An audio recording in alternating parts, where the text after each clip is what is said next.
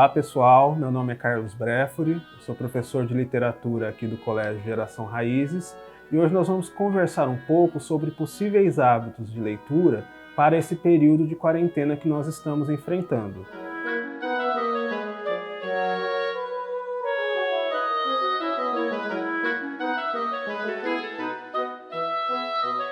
Bom, gente, então hoje eu queria compartilhar com vocês um pouquinho da minha experiência como leitor nesse momento que nós estamos enfrentando aí de reclusão por conta da quarentena do coronavírus, tá?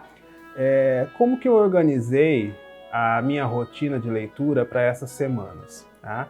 Vamos pensar o seguinte, eu dividi o dia em 3 partes, tá? Então, algo para ser lido no período da manhã, algo para o período da tarde e à noite assistir a séries, filmes, documentários que também já foram separados por mim, tá? Então, para o período da manhã, eu me propus a fazer a leitura de textos curtos, tá? Vocês têm aqui uma edição do Decameron, do Giovanni Boccaccio, que é um conjunto de 100 contos, né, 100 narrativas curtas, contadas pelos personagens, tá? É um livro italiano do século XIV, tá? E ele fala justamente de um período em que as pessoas na cidade de Florença estão enfrentando uma peste, né? Bem aí o que está acontecendo nos nossos dias, tá? E um grupo, então, de rapazes e moças sai da cidade, vai para uma região campestre e lá eles passam os dias contando histórias uns para os outros, tá? Por serem histórias curtas, não há necessidade de uma leitura ininterrupta. Eu posso, então, por dia, ler 2, 3 contos, e na manhã seguinte eu volto a esse material. Só para vocês terem uma ideia, então, como eu disse, são 100 pequenas narrativas, né, contadas por esses personagens. São 2 volumes aqui na edição brasileira. E eu estou aqui já no conto, vamos ver aqui, no conto 73. Tá? Então eu comecei no final do mês passado, provavelmente vai gastar aí mais uma semaninha para ler esses contos e caso a quarentena se estenda, eu vou colocar aí outra meta então para o período da manhã com esses textos curtos, outros livros que tenham esse formato também, ou uma coletânea de contos, ou histórias que envolvam aí contos narrados por personagens, mas sempre com essa perspectiva de que eu posso ler 20 páginas, 30 páginas por dia, fechei aquela sequência, volto na manhã seguinte. Bom, aí para o período da tarde eu separei as narrativas mais longas, os romances, as biografias que eu também me propus a ler ou reler nesse período. Então só para vocês terem uma ideia, eu comecei com uma releitura, que é a obra Éramos Seis, da Maria José Dupré, porque também é um livro que está sendo cobrado aqui no colégio para os nossos alunos do 8º ano, então já me adiantei aqui nessa releitura. Tá?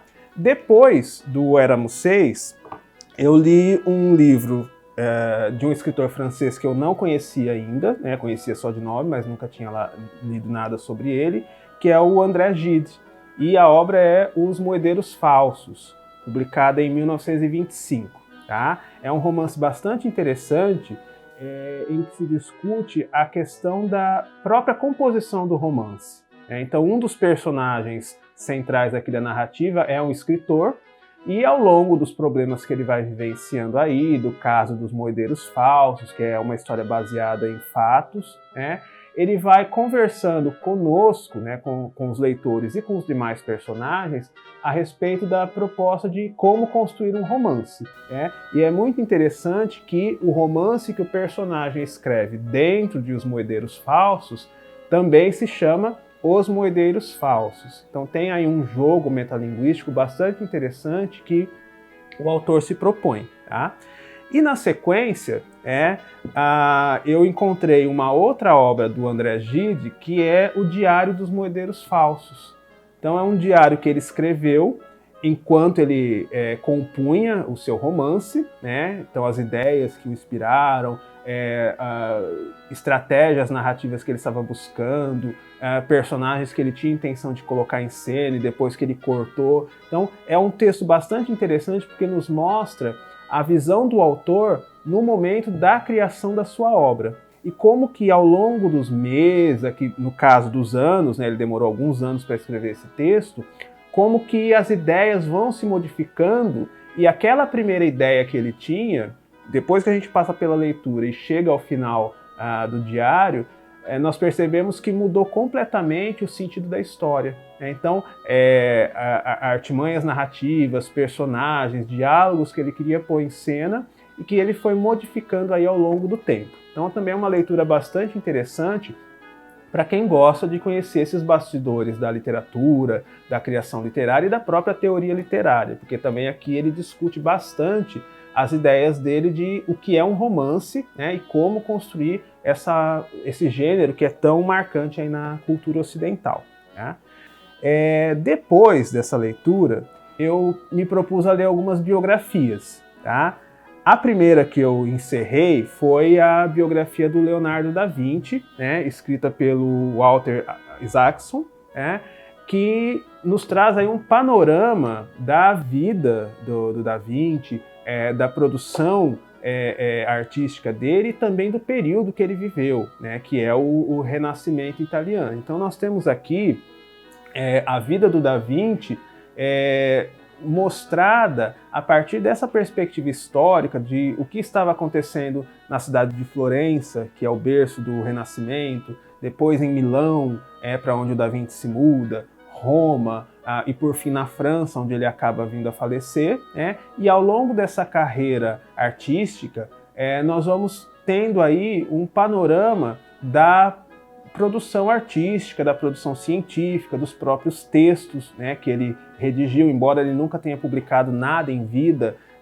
O Da Vinci tem uma série de cadernos onde ele anotava todas as perspectivas aí da sua construção artística, dos experimentos científicos, estudos de anatomia, de geologia, então tudo isso documentado nesses cadernos. Tá? É uma obra bastante rica, porque além dos textos, ela traz também as imagens, né, não só das telas que o Da Vinci pintou, mas também dos cadernos, né, e das composições que ele criava. Por exemplo, aqui é uma máquina, né, para cavar canais, né, em rios, que ele tinha uma proposta aí de desvio de água, né, a parte também de anatomia, né, que ele era muito preocupado com a questão da composição, né, da forma humana, né, não só a forma externa, mas toda a construção interna dos órgãos, dos tecidos, então o funcionamento do corpo humano, né, e como que isso se refletia na construção dos personagens das suas telas. E claro que a mais importante das obras do Da Vinci, né, que eles colocam aqui no final, que é a Mona Lisa, que ele demora aí alguns anos para pintar. E aí nós vamos ter toda uma explicação teórica de o porquê dessa obra ser tão singular, ser a obra mais famosa do mundo, né? A que tem mais cuidado, né? Hoje ela está no Museu do Louvre, toda cercada aí por alarmes, por dispositivos sensoriais para protegê-la, né? E qual é a importância então dessa construção, né? O que o Da Vinci trouxe de novidade a partir dela, né? Não só dela, mas das suas obras de uma forma geral, tá? Então é um livro grosso, né? São mais de 500 páginas que demandaram aí algumas tardes de leitura, né? Eu fechei esse livro no começo da semana do dia 11, né? Do dia 15, né? Dia 14 e 15 eu terminei essa leitura. E aí, na sequência, eu iniciei uma outra biografia, que é a biografia do Marcel Proust.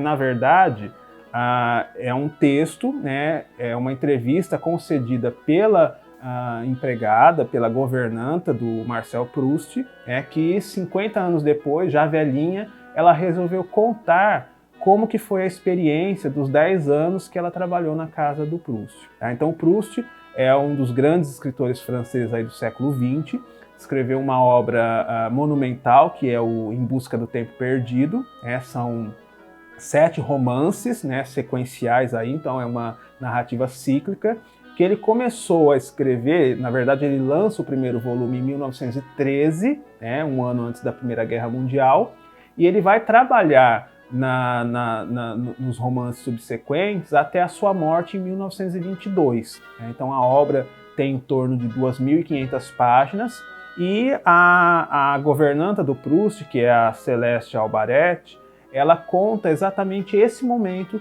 da vida do Proust. Então, um momento já que ele está muito debilitado pela doença, né? Ele tinha uma série de crises ali de asma, de falta de ar, né? Algo que foi se agravando com o passar aí dos anos, e ele vive então uma vida reclusa. Ele vive esses últimos 8 anos, né? Na verdade, de quase 10 anos, né? Se a gente pegar a primeira publicação, que é No Caminho de Swan, ele vive em função da escritura desse texto, né? Que ele vai até o último momento, né? Os seus últimos dias da sua vida, ele vai se dedicar aos retoques finais, né? E aí, infelizmente, ele não viu a publicação da obra como um todo, né? Quando ele morre em 22, a obra, se eu não me engano, já está aí no 4º ou 5º volume publicado. Os últimos restantes acabam saindo póstumamente, tá? Então também é uma biografia, por assim dizer, muito interessante, porque ela vai focar esse período, né, que é essencial na vida do escritor Marcel Proust, né, que é o momento então que ele percebe que ele não tem mais muito tempo de vida, por conta das crises, da falta de ar constante que ele sente, e ele então se propõe a passar esses últimos anos de vida terminando a sua obra. Felizmente para nós ele consegue, então hoje nós temos o Em Busca do Tempo Perdido publicado na íntegra, e é considerado aí uma das grandes obras, né, do século XX e da literatura ocidental como um todo. Tá? Então a biografia se chama Sr. Proust, que é então um conjunto de entrevistas concedido pela Céleste Albaret e que vai mostrar esse panorama, essa vida íntima do escritor francês. Tá? Então estou aqui no comecinho do texto, né, aqui pela página 60, então tem aí mais uma semaninha para eu gastar com essa leitura. Tá? Bom, então isso é o meu período do dia. Pela manhã, os textos curtos, à tarde, essa sequência aqui de romances e biografias que eu me propus a ler, e o período da noite. Bom, depois do telejornal, depois de me inteirar aí com o que está acontecendo no Brasil e no mundo, né, da situação do coronavírus, eu me propus então a fazer uma maratona de séries e filmes dos canais de streaming que eu possuo. Então eu separei ali alguns documentários, algumas séries, né? Gosto bastante de séries históricas, então separei algumas também. Alguns filmes que estão disponíveis, né? Tanto na Netflix, como no Now, no Amazon Prime, no Telecine Play, no HBO Go. Então fiz uma série bem longa, né? De documentários, séries e filmes, e toda noite, então, depois do período aí do telejornal, eu me proponho a assistir ou um documentário, ou um capítulo de uma série, ou um filme que está ali na minha lista, né? E assim eu vou preenchendo as minhas noites também com elementos culturais. Tá?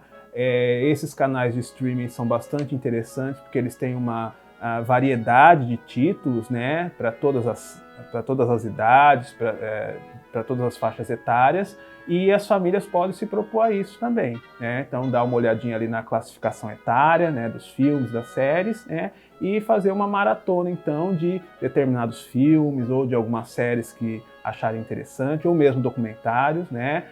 Sobre os documentários, vale lembrar, eu já postei para os pais e alunos no nosso canal do Binóculo algumas opções, né?